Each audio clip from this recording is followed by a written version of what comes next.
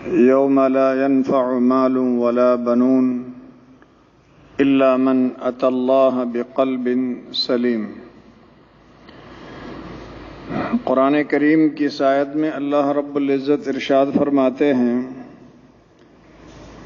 کہ قیامت کے دن نہ اولاد کام آئے گی اور نہ مال کام آئے گا،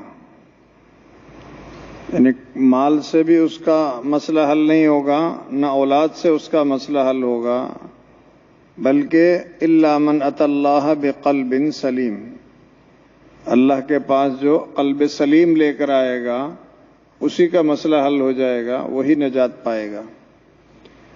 انسان کے جسم میں بہت سارے اعضاء ہیں، یعنی جو انسان کہلاتا ہے یہ صرف ایک عضو کا نام نہیں ہے، بہت سارے اعضاء کے مجموعے کا نام انسان ہے، جس میں پاؤں بھی ہے، ہاتھ بھی ہیں، کان بھی ہیں، آنکھیں بھی ہیں، سر بھی ہے، سینہ بھی ہے، دل بھی ہے، یہ سب کا مجموعہ جو ہے یہ انسان ہے۔ تو انسان کے جسم میں بہت سارے اعضاء ہیں، ان اعضاء میں سب سے اہم عضو دل ہے، اس لیے کہ دل کو جو خصوصیات حاصل ہیں وہ کسی دوسرے عضو کو حاصل نہیں ہے، اور دل کی مثال ایسے ہی ہے جیسے ایک بادشاہ ہوتا ہے اور اس کے نیچے اس کی رعیہ ہوتی ہے۔ بادشاہ جو فیصلہ کرتا ہے تو سارے رعیہ اس کی بات مان لیتی۔ اسی طرح دل جب ایک بات کا فیصلہ کر لیتا ہے تو سارے اعضاء اس کے پابند ہو جاتے ہیں۔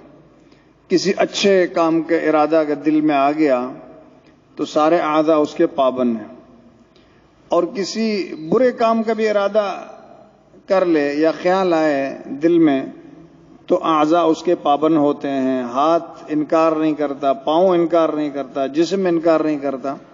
کہتے ہیں بیٹھے بیٹھے خیال آ گیا اور وہ خیال دل میں اتر گیا اور دل نے فیصلہ کر دیا، پھر آدمی چل پڑتا ہے۔ کہاں جا رہے ہیں جی؟ بس ایسے خیال آیا تھا میں اس طرف جا رہا ہوں۔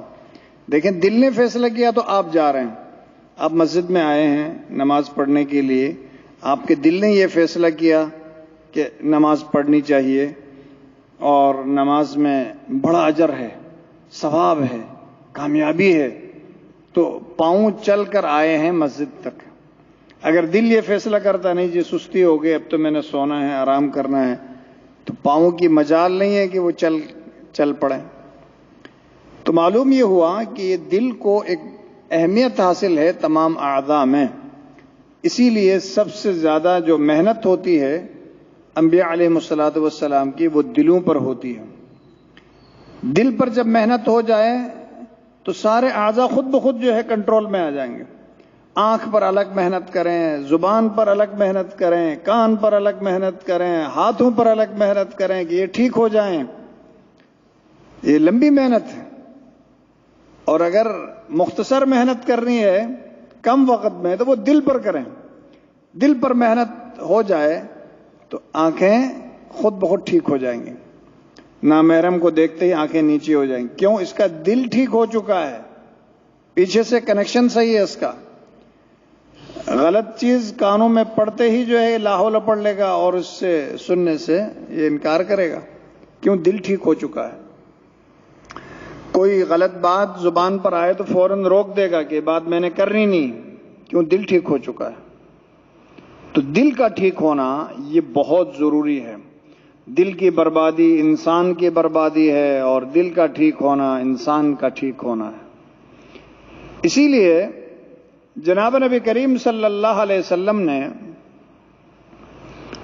ایک حدیث مبارکہ کے ذریعے سے دل کی اہمیت کو واضح فرمایا۔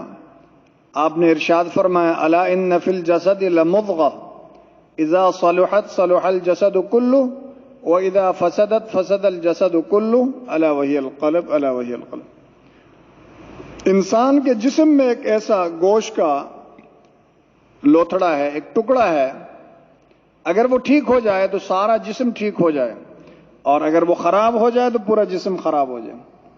اور آپ نے تاکیدن ارشاد فرمایا الا وہی القلب الا وہی القلب، سنو وہ دل ہے، وہ دل ہے۔ ایمان کا مرکز جو ہے، ایمان کا مرکز وہ دل ہے۔ ایمان دل میں آتا ہے، اور ایمان کے بغیر کوئی چیز معتبر ہے نہیں۔ اور ایمان کا محل، مقر، مرکز وہ دل ہے۔ جیسے کچھ دیہاتی لوگ آئے اور انہوں نے کہا کہ ہم نے جو ہے وہ ایمان لایا، ایمان لایا، تو قرآن کریم میں ان کے اس دعوے کی نفی آئی کہ تم نے ایمان نہیں لایا، اسلام قبول کیا ہے۔ ایمان تو جب دل میں اترے گا تو ہی ایمان کہلائے گا۔ قالت الاعراب آمنا قل لم تؤمنوا ولكن قولوا اسلمنا، بلکہ یوں کہو کہ ہم نے اسلام لایا ہے، ایمان ابھی تک تم ولما يدخل الايمان في قلوبكم، ابھی تک تو تمہارے دلوں میں ایمان داخل ہی نہیں ہوا۔ ایمان دل کے اندر اللہ کی وحدانیت، اللہ کی عظمت، اللہ کی بڑائی یہ دل میں اتر جائے، اس کا نام جو ہے وہ ایمان۔ یہ ایمان نجات کا سبب ہے، اور یہی دل جو ہے یہ شرک کی جگہ بھی ہے اور تکبر کی جگہ بھی ہے، کینہ اور حسد کی جگہ بھی ہے، بہت ساری بیماریوں کا مرکز بھی دل ہے۔ اسی لیے انبیاء علیہ الصلوۃ والسلام سب سے زیادہ محنت دلوں پر فرمایا کرتے تھے۔ دل جب صاف اور پاک ہو جائیں، آئینے کے مانند ہو جائیں، تو پھر اس پر جو ہے ہر چیز اس کے اوپر جو ہے نا وہ اثر کر جاتی ہے۔ قرآن پڑھیں اس کا نور اس کے اندر آئے گا، نماز پڑھیں اس کا نور اس کے اندر آئے گا۔ دل کو صاف کرنا پہلے ضروری ہے۔ یہاں یہ بات بھی اچھی طرح سمجھنے کی ضرورت ہے کہ دل اثر قبول کرتا ہے، دل اثر قبول کرتا ہے۔ آپ زبان سے جتنی باتیں نکالتے ہیں اچھی یا بری، اس کا براہ راست اثر دل پر پڑتا ہے۔ آپ گالم گلوچ اختیار کریں، اس کا دل پر اثر پڑے گا، آپ کا دل خراب ہو جائے گا۔ اور آپ اچھی باتیں کریں، اس کا اثر بھی دل پر پڑے گا۔ آپ ان آنکھوں سے درست دیکھیں، صحیح دیکھیں، اس کا اثر دل پر پڑے گا۔ قرآن دیکھیں، اس کا اثر دل پر، نور آئے گا۔ ان آنکھوں کے ذریعے سے قرآن کا نور دل میں اترے گا۔ بزرگوں کی زیارت کریں، والدین کی زیارت کریں، اس کا نور دل کے اندر آئے گا۔ آپ قرآن سنیں، اچھی باتیں سنیں، واعظ و نصیحت سنیں، اس کا اثر دل پر اترے گا۔ تو ان راستوں کے ذریعے سے، دماغ کے راستے سے، آنکھ کے راستے سے، کان کے راستے سے، زبان کے راستے سے یہ دل پر اثر پڑتا ہے۔ یہ گویا کہ ایک حوض ہے، اور یہ ساری اس کی نالیاں ہیں جو آتی ہیں سیدھا دل پر۔ جو جو چیزیں اس میں ڈلتی ہیں وہ سیدھا دل پر آتی ہیں، اور دل اس کا مرکز۔ لہذا جتنا ہم اپنے آنکھوں کو درست کریں گے، کانوں کو درست استعمال کریں، اس کا براہ راست اثر دل پر پڑے گا۔ جیسے انسان کوئی چیز دیکھ لیتا ہے تو پورا دن اس کا خیال جو ہے وہ دل میں آتا رہتا ہے، کہ حالانکہ دیکھا تو آنکھوں نے ہے، لیکن دل پر اس کے خیالات آتے رہتے ہیں۔ اس لیے دل کا ٹھیک ہونا بہت ضروری ہے۔ اور حدیث میں آتا ہے، جناب نبی کریم صلی اللہ علیہ وسلم نے فرمایا اذا ذنب الرجل نکتت فی قلبہ نکتۃ سوداء، کہ جب آدمی کوئی گناہ کرتا ہے تو اس کے دل پر ایک سیاہ نقطہ لگا دیا جاتا ہے۔ پھر اگر وہ توبہ استغفار کر لیتا ہے تو وہ صاف ہو جاتا ہے، نہیں اگر توبہ استغفار نہیں کرتا ہے پھر ایک اور گناہ کر لیتا ہے تو ایک اور نقطہ لگا دیا جاتا ہے۔ اس طرح کرتے کرتے پورا دل سیاہ ہو جاتا ہے۔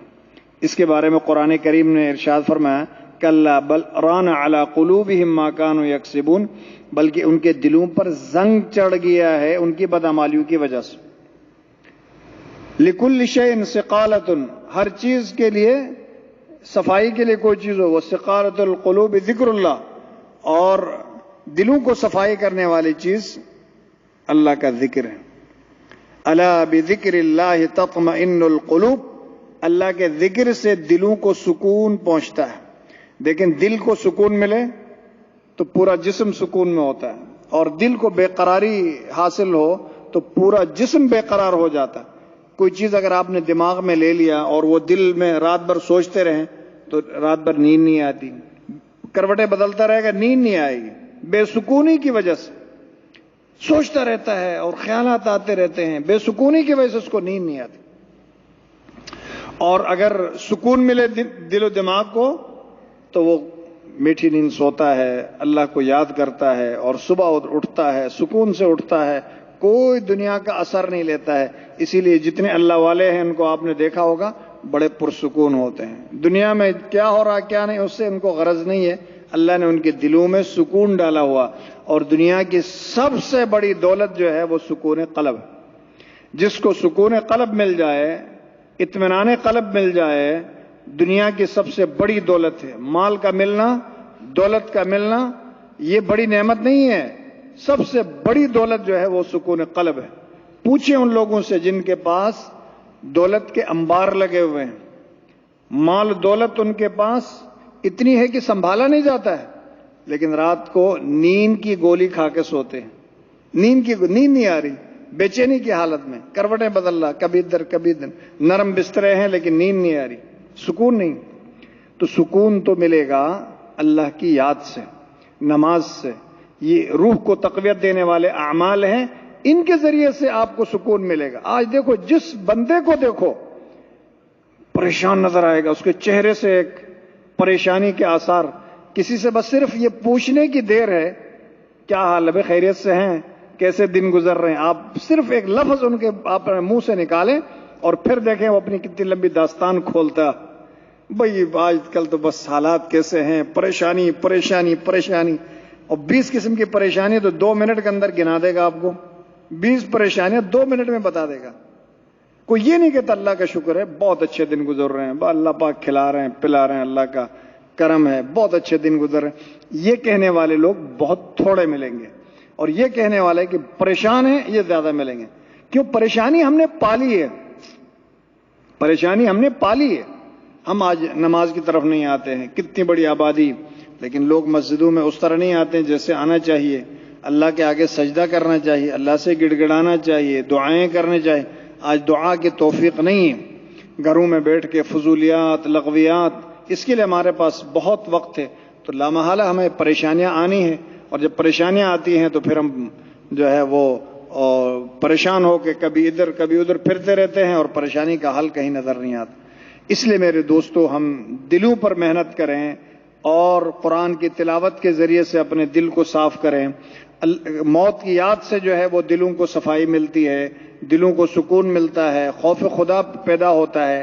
خشیت الہی کا مرکز جو ہے وہ بھی دل ہے. جب تک خوف خدا دل میں پیدا نہ ہو تب تک انسان جو ہے راہ راست پر نہیں چل سکتا ہے.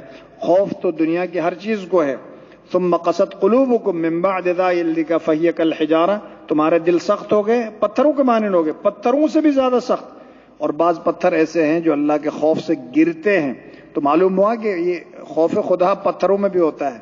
اس لیے اپنے دلوں پر محنت کرنے کی ضرورت ہے, اللہ والوں کی صحبت اختیار کرنے کی ضرورت ہے, دینی مجالس میں بیٹھنے کی ضرورت ہے, تاکہ جتنا ہم دینی مجالس میں بیٹھیں گے, مسجد کے ماحول میں بیٹھیں گے, اللہ والوں کی صحبت میں بیٹھیں گے, علماء کی مجالس میں بیٹھیں گے, اتنا ہمیں نور ملتا رہے گا, ہمارے دل صاف ہوتے رہیں گے, اور دن بدن ہمیں آخرت کی فکر پیدا ہوگی, اور آخرت والے اعمال کرنا ہمارے لیے آسان ہو جائیں گے.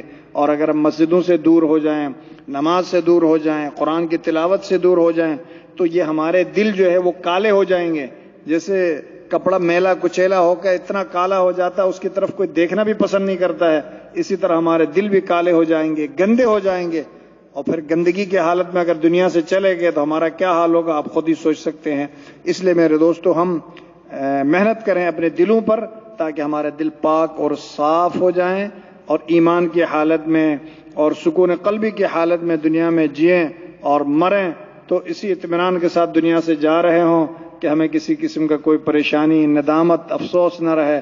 یا ایھا النفس المطمئنہ ارجعی الی ربک راضیۃ مرضیہ فادخلی فی عبادی وادخلی جنتی. اعلان ہو جائے, اے نفس مطمئنہ تم میرے بندوں میں داخل ہو جاؤ, جنت میں داخل ہو جاؤ, اور سکون کے ساتھ، راحت کے ساتھ. جب انسان مرے گا تو آگے سکون ہی سکون ہے. دل پر محنت کرنے کے بعد مرے گا تو سکون ہی سکون، اور دل پر محنت کیے بغیر مرے گا تو آگے پریشانیاں ہی پریشانیاں. اللہ تعالی ہمیں دل پر محنت کرنے کی توفیق عطا فرمائے، اور دینی مجالس میں آنے کی، قرآن کی تلاوت کرنے کی، نوافل کرنے کی، توبہ استغفار کرنے کی توفیق عطا فرمائے. الحمدللہ رب العالمین.